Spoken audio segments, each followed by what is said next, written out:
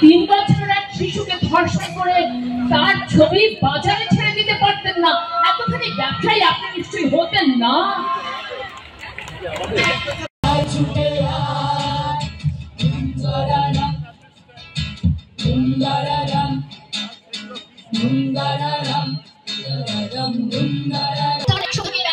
যদি আমরা পড়তাম না, তাহলে আপনারা প্রতিদিন আমাদের রাস্তায় ফেলে ধর্ষণ করতেন।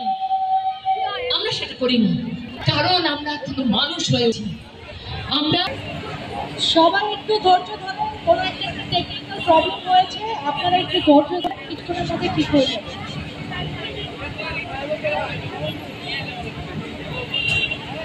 বৈষম্য বিরোধিতা ও সাম্যের যৌথ মূল্যবোধের উপর সমতা ও ন্যায্যতার পথে এই মৈত্রী যাত্রায় আমরা সবাইকে স্বাগত জানাই।